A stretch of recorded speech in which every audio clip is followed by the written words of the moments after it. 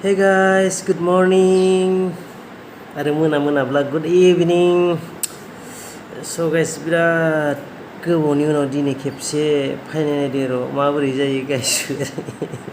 बुहुनिफोरा मोजांसो जायो ना गाज्रिसो जायो सोरबा सोरबाथ' सानदों खोमादां दिदुमा थैबायलै होननानै ना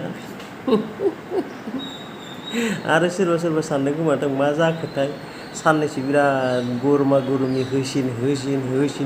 जि सिखावलाबायबाय भिडिअफोरखौ खिन्थु बेसेबा गोबाव जाबाय भिडिअ मोनसेबो गैला मा जाखोथाय होनना सोरबा सानदों खोमादां मा होनो गाइसफोर गासिनिबो जिबनाव मोनसे समस्याफोरा जायो नङा होनबा बिदिनो आंहाबो समनि मोनसे समस्या जाबाय बिनिखाय भिडिअफोर इसेबां होनो हायाखै बिराद गुबुन बायदि खेबसे गोसो जानानै हालायबाय थारमाने फ्रि टाइम नङा होमबा जोंफोरा माने इउटुबाव भिडिअ होबाबो माने पुरा मा होननानै बुङो फुल टाइम होनानै फैनाय जायाखै नालाय ओरैनो जास्ट टाइम पास नङा होमबा दा बेनिखायनो दा एसे फ्रि मोनबाय फ्रि टाइम मोनबाय जेब्ला न'निफ्राय माने बाहेरायाव हायोना अब्ला माने फ्रि जायो बेयाव एसे दायो फ्रि मोननायखाय एसे होसाबनोसै होननानै एसे क्लिप माने खालामगासिनो आरोना दासो सिखारदों मा होनना बुङो 7टा जाबाय न'आवबाथ' 6टायावनो सिखारनांगौमोन नालाय दायो सिखारनानै एसे फ्रेश जानोसै फ्रेश जानानै फैनायाथ' मैया दाखालिनो फैनायमोन नालाय दा दिनै दा 2टासोआव थांनांसिगोन ओमफ्राय आङो दायो जे जायगायाव थानानै माने भिडिअ खालामगासिनो बे जायगाखौ आं सिगां मास मोनबासोनि सिगांबो शुट खालामखांबाय आरोना नोंथांमोना नायदोंबा नायखाबायानो जायगा बे जुबिन गार्डनि न' होननानै भिडिअ मोनसे खालामदोंमोन ना बे भिडिअआनो आरोखि दा नोंथांमोना नैबे आंनि मथि नुदों मुंदांखा आसामनि गुवाहाटीनि सिंगार जुबिन गार्डनि बारिखौ नुदों आरो नोंथांमोना बै बेकग्राउन्डआव बेक साइडआव नोंथांमोननि देखायगासिनो आङो नैबेनो आरोना नैबे गासिबो जुबिन गार्डनि नै माबा माबि फिसियो गोमासोलाय बिराद न'खौ नुहुरालाय बैथिंसो दोङो एसे बारा गिदिर बिल्डिंबो गैया आरोना देलाय नायनानै लानो हागोन बिराद दंफां लाइफां दङ लासैला बेनिफ्राय बिथिं नैबे माबा दङ मा होनना बुङोमोनलाय डिबिआइ हस्टेल बिथिं दङ ओमफ्राय लामाया नैबे गाहायथिं थाबाय आरोना नैबे बेलायथिं बेनिफ्राय बिथिं ओरै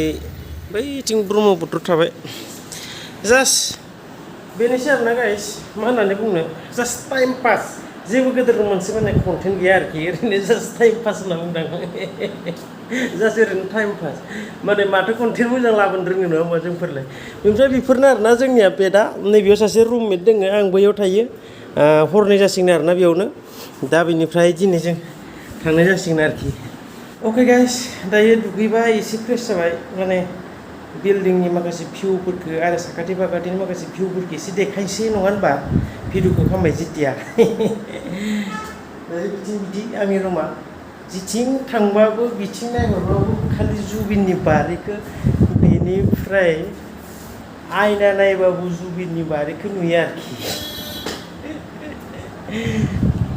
दा आं ओंखारलांसै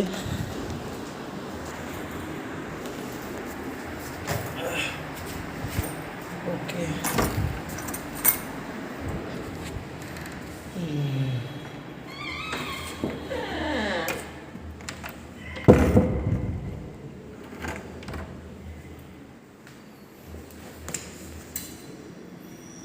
आयौ ग्रं ग्रं इथिं गैला गोजौथिं गैला सबनोसै टपाव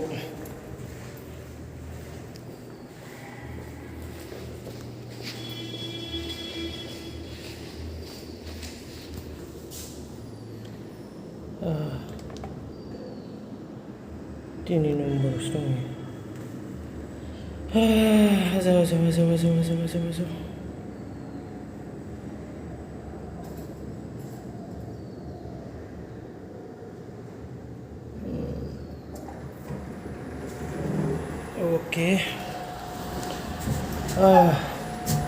अके गाइस दायो आङो दिनै नम्बराव थांगोन आरोना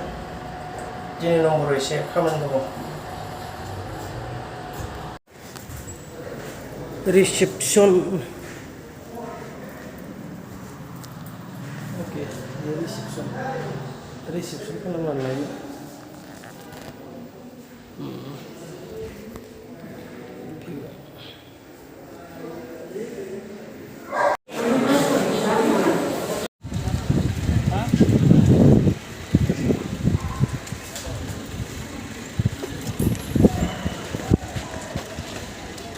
ब्रिटिश युगनि ट्रेन इयो खैलाजों सलायग्राया अरिजिनेलानो दा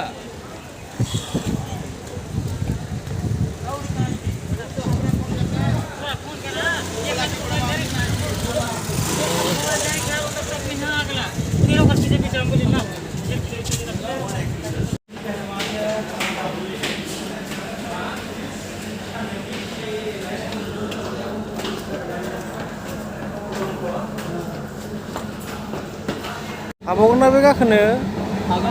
औ आर्मि खासोना मानसिया आर्मि बायदि नुखादों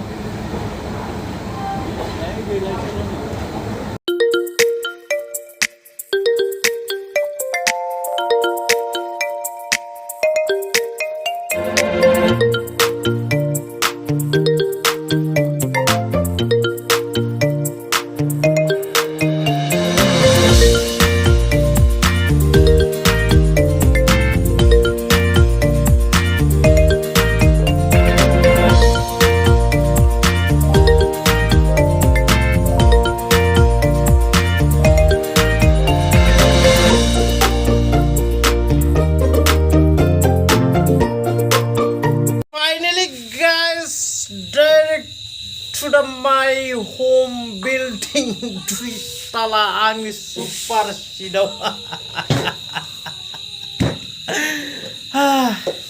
मेंबाय गाइसोर मा होनना बुंनो आंहा दार्लिं बिदिनो सिबबाय थादों बेनिफ्राय आंहा बैथिं सासे दार्लिंआ आरो मा खालामबाय थादों कलदं कालदां बायदिसिना खालामबाय थादों गाइसफोर बेसेबांखिनियामोन गोबावनि उनाव गाइसफोर भिडिअखौ मोजां मोनोबा लाइक खालाम शेयार खालाम आरो साबस्क्राइब खालाम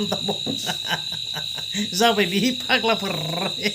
मोजां फिल्म सरि भिडिअफोरखौ बारा गोलाव खालामनो हामानो